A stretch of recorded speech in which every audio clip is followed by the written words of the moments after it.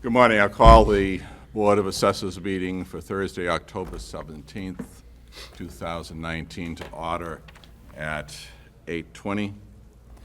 I want to welcome everybody to the Board of Assessors meeting. I serve as chairman of the board. My name is Daniel Hansberry. And to introduce the people at the table with me, to my extreme right, your left, is our clerk and coordinator, Lynn Cameron. Moving towards me is board member Robert Early. To my immediate right is board member Paul Bergeron.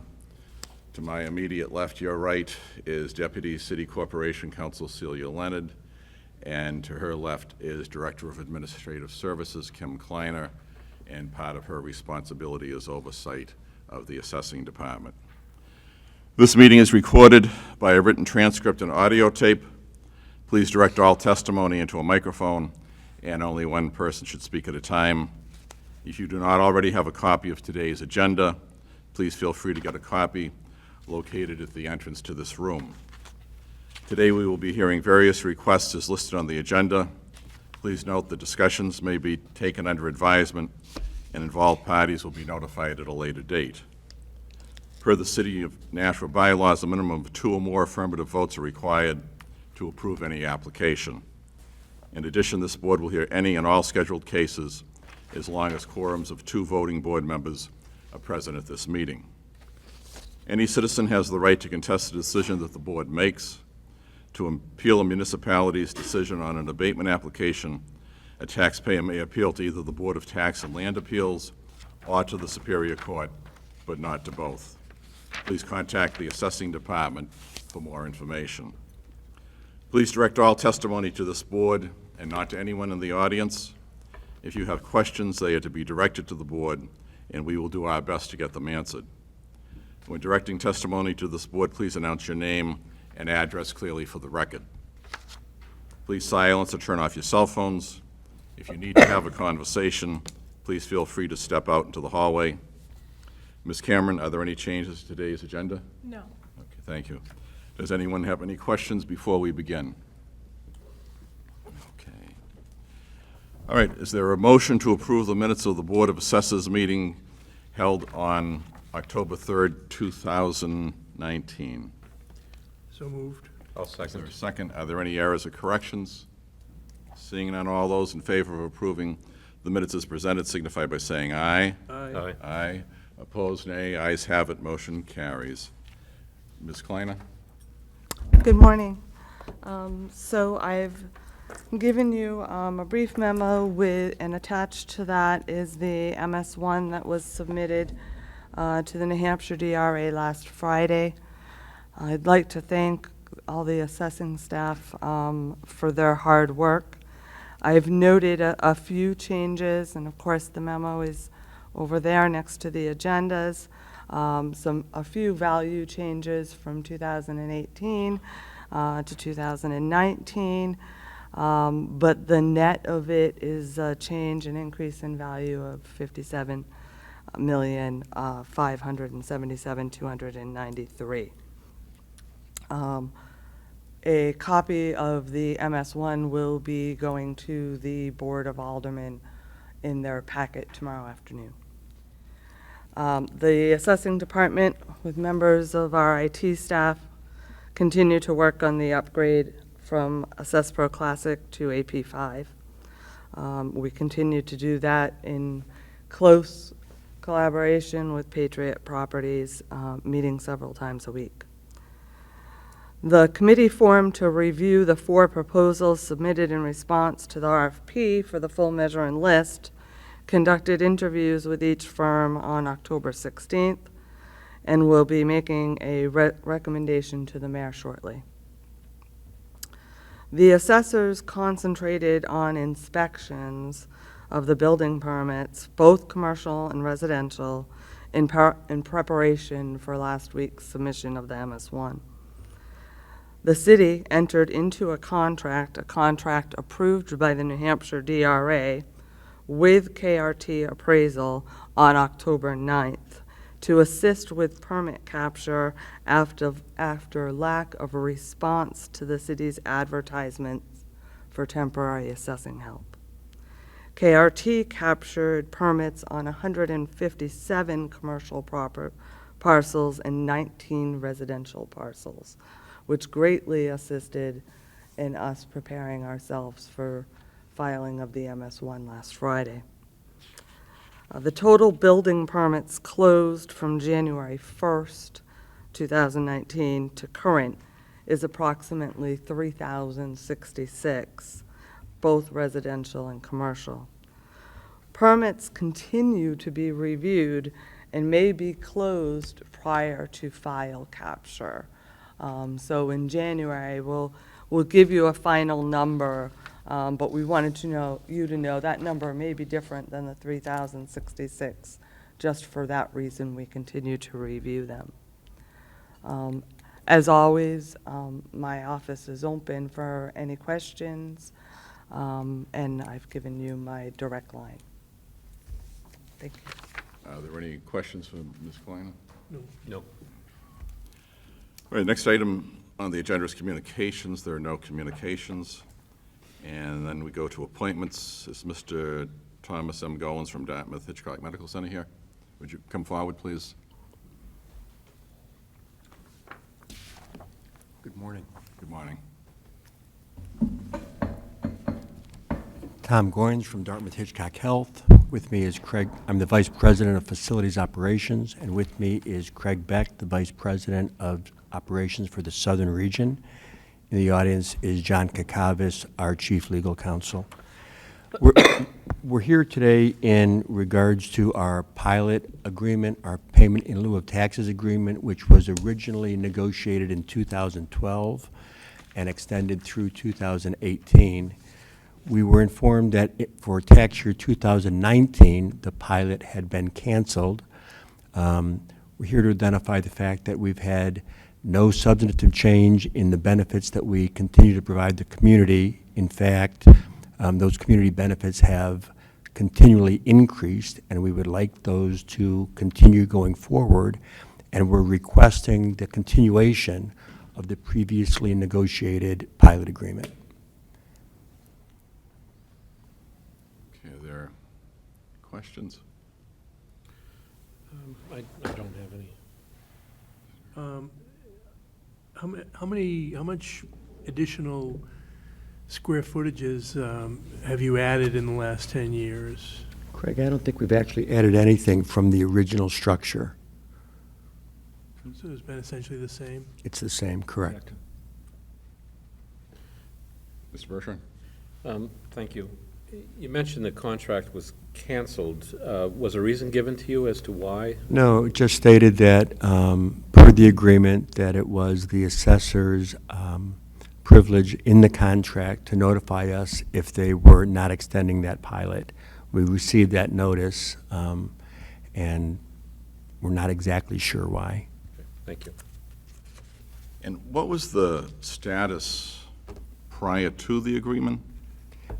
I think there was a discussion revolving around our tax-exempt status, and I think the negotiated pilot was an effort to ensure that we kept the city whole, that we continued to provide the community benefit, and that the city doesn't lose any tax revenue as a consequence, but they didn't necessarily see us as a private industry or a for-profit industry. We continue to be a nonprofit system. And the properties house medical practices, is that correct? That's correct.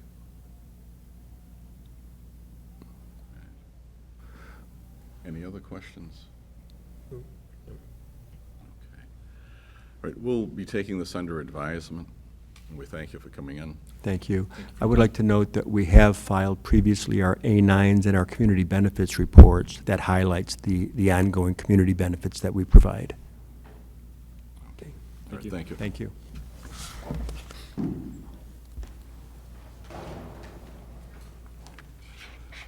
Mr. Greg Turgis.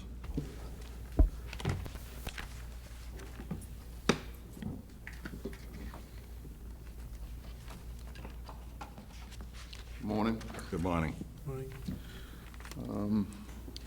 The property I have is 11 Bel Air Ave. It's an in-house correction. Does the board have any questions? Does anybody have any questions? This is a residential property, correct? Correct. Yeah. Correct. No, I don't have any questions. Can you just go through the deductions? As far as, Like the garage is oversized, correct? So that would be a rather sizable correct, reduction in the price, since it no longer exists, correct? correct. It's, it was actually listed on the wrong property. The garage does exist. It's the neighbor's garage. Okay. So the reduction would be the amount of the actual structure itself being removed from the property. And, I mean, a typical two-car garage is what, around 400, 450 feet? And this is Generally, yeah, 24 by 24 is a standard two-car garage. And this is what, close to 50% large? Consider, yeah, it's larger, detached. And then the shed would have little value. That was a very small shed. so Yeah, that it would- was a small, very, very minimal. And then the size of the front patio was corrected. Was that reduced in size too? Based on, Yeah, very minimal. They actually put in a set of stairs,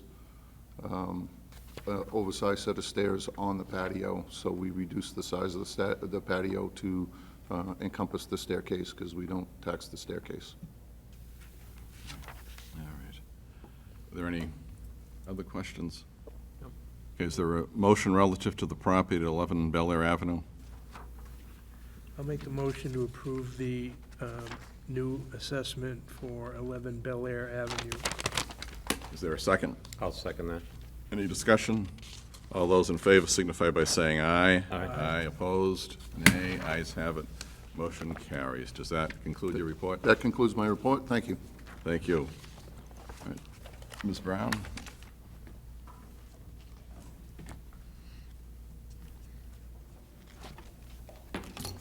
Good morning. Good morning. You have a charitable exemption request for us? Correct. For 2019, this would be a new one. In reviewing the exemptions that were submitted, it was discovered that this one wasn't part of the ones that you approved in June, so I am bringing it before you with a recommendation of approval. I did send a memo if there are any questions. Don't have any questions. No. Any questions? No? Okay. All right. Is there a motion relative to the charitable exemption request for 3 Rodine Drive, Unit C103? I would, Go ahead. I would move to approve the charitable exemption as presented. Is there a second? I'll second that. Any discussion? All those in favor signify by saying aye. Aye, opposed, nay. Ayes have it. Motion carries. Thank you. Does that conclude your report? Thank you. And there's no unfinished business. Ms. Ortolano?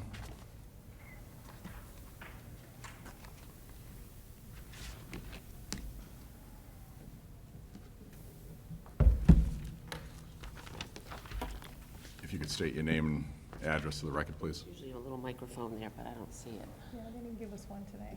Oh, they didn't? Okay. Lori Ortolano, 41 Berkeley Street. I wanted to put up some of these cards.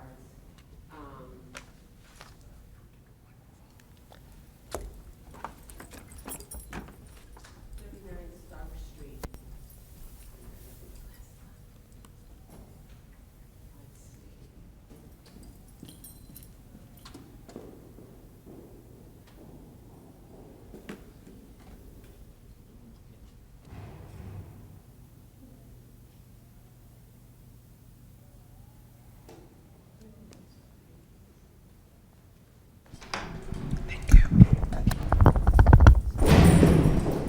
There it is. Thank you. Okay. Oh, thank you. Oops. Getting the orientation was challenging today. Okay. So I just wanted you to take a look at 39 Stark Street. This was a property I emailed you about 6 months ago. And there's another property on Amherst Street. It's 7 Amherst, but the address has been changed to, is that readable? Yeah, is that readable? No. No. Why? It was originally, right? I don't know why it's not readable. Well, there's nothing I can do about that, because I don't know how to focus it. Do I go out a little, maybe? Oh, no, it shut it off, maybe. Nope. Is that better? No.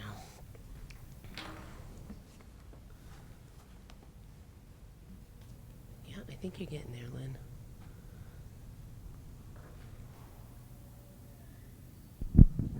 Is that better? Just a lot of data. No. Well, that's as good as it gets, so we'll just talk to the data. This was a property card in a lot I asked you to look at on valuation, and it was one I asked John Duhamel to send his assessors out to create a valuation on a fully rebuilt property. And there's another property over on Amherst Street, 7, which is renamed Abbott Street, that falls into this category as well. So this property was fully rebuilt, and the assessors valued it prior to the KRT evaluation. No, KRT valued it first. KRT took this property from,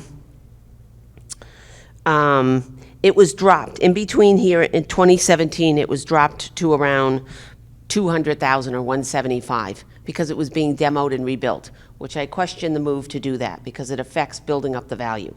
KRT came along and set it at 284 because the property hadn't been completed. Once it was completed, very shortly after KRT did their review, the assessors went out and valued it at 509. They actually valued it twice. They valued it around, I believe, 560, which I had looked at it and said, hopefully it'll come in around 600. They put it at 560. Then they went back and they dropped it to 509 for reasons I don't know because I can't find the paper trail. I have a card that shows it higher, and then I have a card that shows it lower. Then the house sold. The house sold for $732. They can't do anything with this house. They can't raise it. They had already maxed it out. They maxed out the condition. They maxed out the EYB. They put things in as excellent, very good. It had new construction. That card is done. And that valuation will never get to 737, even in the next evaluation. And I could tell you more about that. So this is happening with other properties as well. And it's because I believe how we're starting at the baseline to build our model. And I think it's something you should look at because they're able to take other houses like ours that are sitting at 469 and put it to 707. But they can't move this house. Now, an assessment like this tells you, well, the property's overbought. It's $200,000 overbought. I'm okay with that if that's what you say, and I do think that went for a rich price. That went for a very rich price. But it's a half-acre lot with a large barn attached to it that is pretty nice space if you have a hobby or a craft or a business you want to run out of that barn. And who knows what the circumstances were for the buyer. But you have properties like this that you're not able to use sales pictures and adjust them to get them anywhere close to sales data, and KRT couldn't do it either. And I just want you to be aware of that. And these would be good properties to get an answer to on why this is happening. Next, I wanted to talk to you a little bit about the adjustments that were made on properties during the second view by KRT. You know I raised certain properties. I brought you the information on the $24 million adjustment to reduce property values on October 10th. And I addressed 3 other properties that were changed when our property was changed on October 8th. We received a $12,000 reduction, a 2% reduction, and the houses that the assessor went out, the same assessor went out that day and the next day, received 30% reductions without filing abatements. What I didn't realize, and when I went back and looked at the audit report, that assessor made some other very large cuts on properties that didn't come in for an abatement, but they were recorded under Mike Mandile's account. So when those audit reports are run, there should be a field that shows who did the correction? Who went and did the inspection and made the determination that the value is coming down? Because they got credited to another assessor's account who didn't do the work. But there were some big adjustments. And a lot of the reasons were deferred maintenance. And what's interesting to me, there were another 8 or 10 properties. One of them was actually done by Mike. And it applied the same technique that the supervisory assessor used. Went out, looked at a property, said, oh, there's a crack in the foundation, and the brick veneer is peeling away. So this is a property at 38 Farmington Road, nice street. KRT put it at 493-1. They asked for a second review. It was inspected on 9/24 during the second review process by Mike, and it was dropped $37,200, which is a big reduction. That was an 8% reduction to the property without an abatement. And why was it dropped? Because there was an observed crack in the foundation and the brick veneer was falling away. And because of that, the property received a 10% depreciation discount on the total value of the property. I have a concern with this because, you know, this is very inconsistent practicing. And just because you have a crack in the foundation, there's no noted water coming in. When we bought our house in Litchfield, we had a crack in the foundation, and water would flood in every rainstorm. We never went to the assessing office and said, give us a discount. We dug the foundation out 5 feet. We bow-tied, chiseled a groove out of that foundation by hand. We filled it with a cement. We filled the inside with a cement. We tarred it, we filled it in, and we never had water in the basement again. And that, to me, was called maintenance.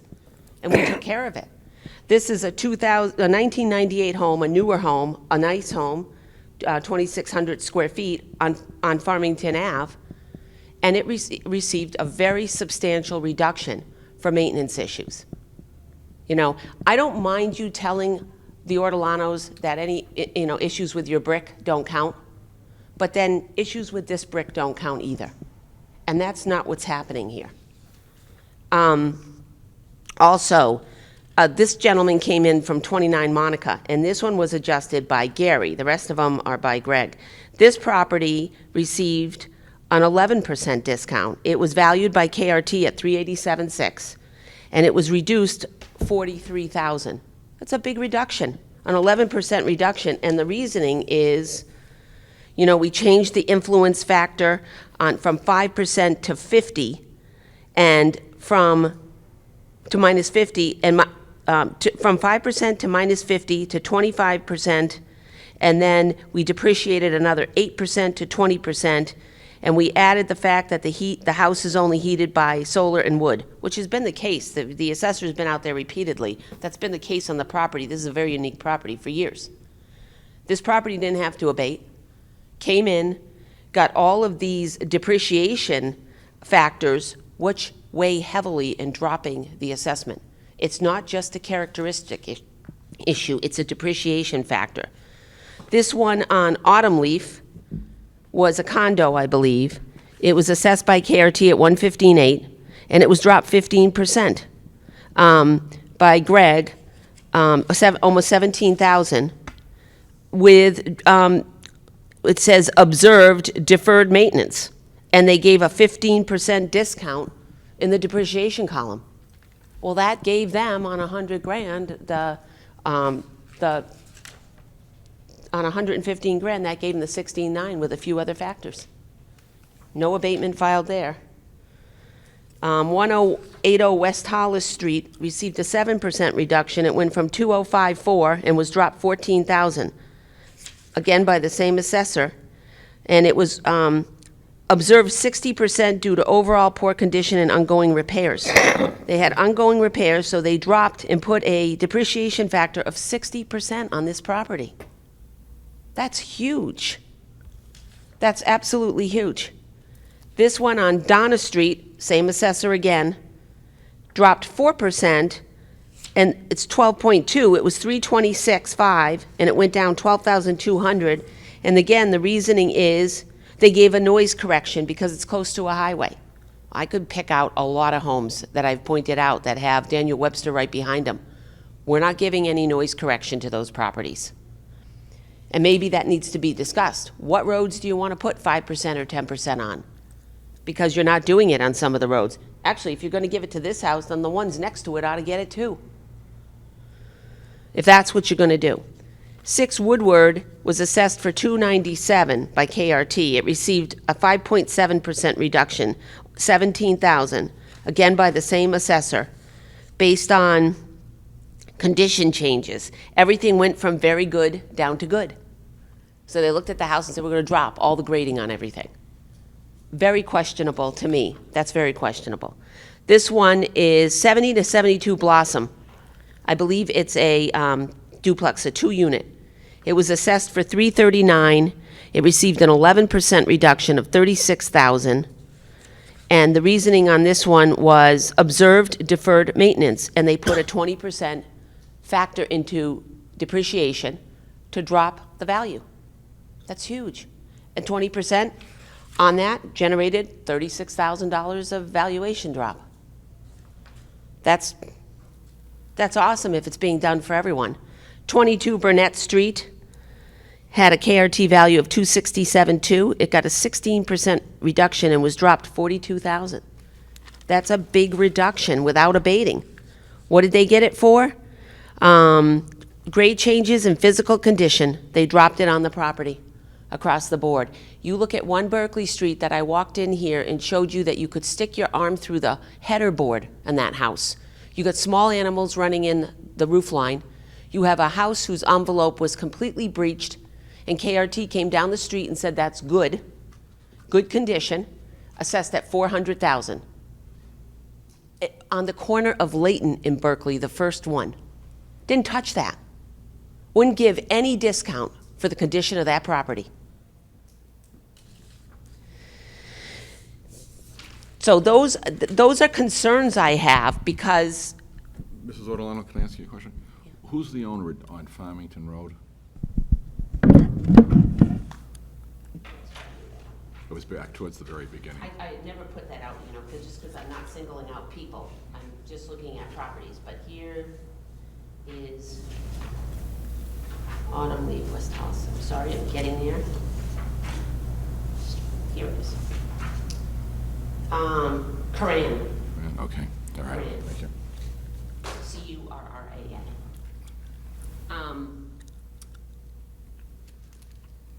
The other thing I've noticed, and I put in a right to know, I have a few responses, I don't know if the city denied it.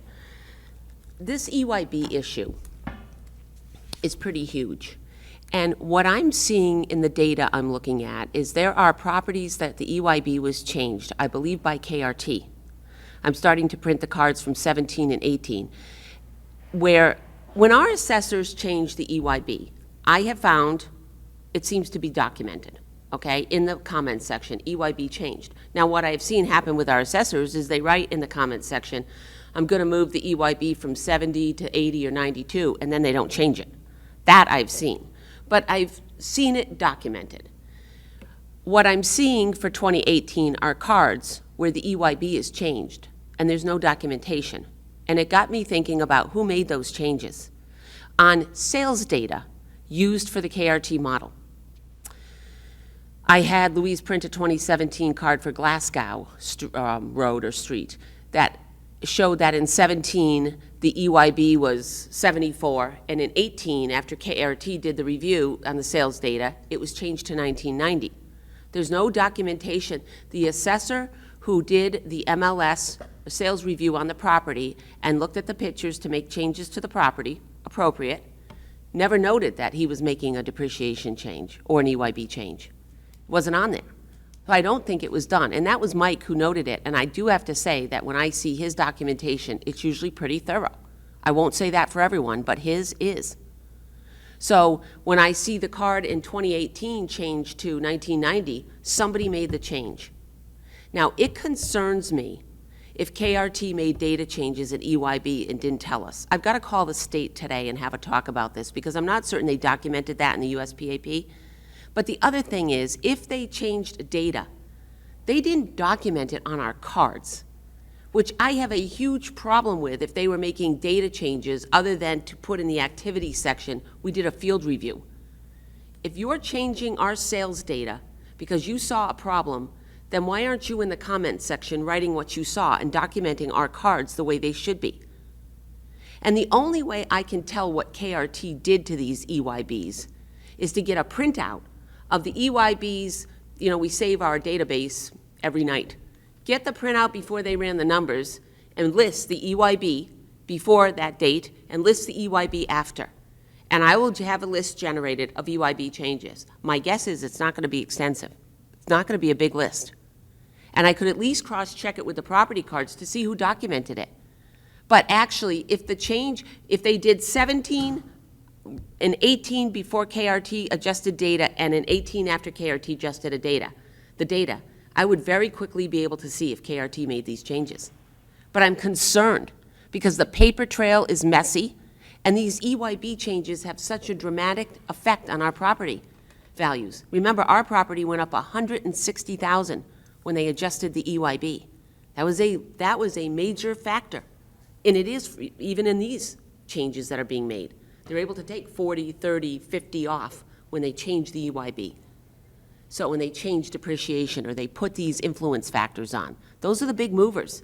Changing the grade from fair to good and good to, excellent, $1,000. This is where the movement is. We'll give you a couple minutes to finish up, Mrs. Olano. Okay, so that's really important to me. The other thing is, I really hope as the city is moving forward to do the measure and list, that you will not vote to support that until we have a chief hired and we have competent staff brought in here. We have serious staffing issues that have not been addressed. And I don't know if you listened at the last board meeting, but I received the mayor's letter when he asked for the audit to be done by Ms. Kleiner and Mr. Griffin. And one of the parts of that audit was to do a staffing review. Well, that was never really done. I didn't understand why we never looked at staffing or addressed workload. So the staffing review was never done, and we haven't addressed staffing in a way I think it should be addressed based on the workload. And I just, for the record, want to let you know, when I listened to the mayor and Ms. Kleiner at the budget review hearing on or about the end of September, commenting on the fact that they have to bring in consultants because of right-to-know requests, that's baloney. To deal with permits, this permit data was known by the city for months and months. They had 400 abatements. And this continuation of laying blame on citizens who are trying to understand what's going on with valuation and not taking responsibility for managing the office appropriately with these permits does not fall on the citizens. I pulled a mileage expense report, and I wanted to see all of our assessors, where they were going and what they were doing. One of our assessors isn't even leaving the office to grab permits.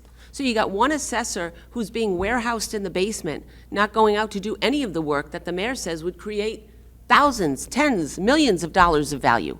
That's not a priority.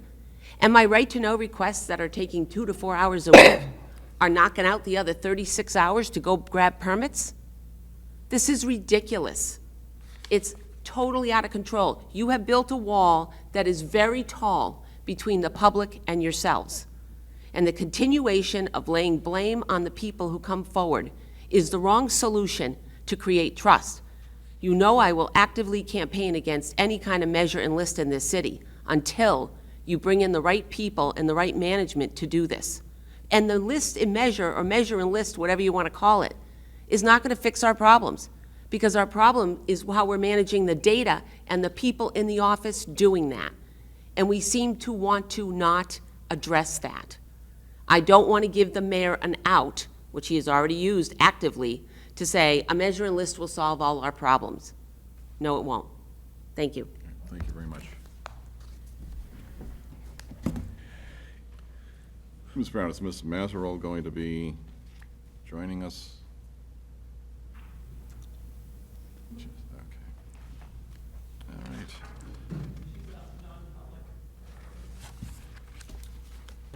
So, is there a motion to go into, now let me get that wording.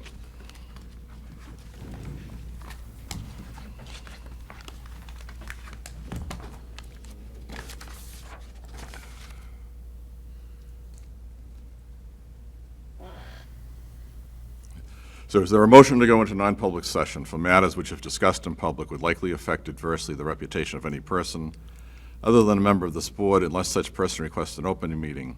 This exemption shall extend to include any application for assistance or tax abatement or waiver of a fee, fine, or other levy if based on inability to pay or poverty of the applicant pursuant to RSA 91-A:3, Roman numeral 2, parenthetical C. So moved. Is there a second? I'll second it. Mr. Early? Yes. Mr. Bergeron? Yes. Mr. Hansberry, yes. So, Ms. Cameron, based on my watch, we're in non-public at 8:52.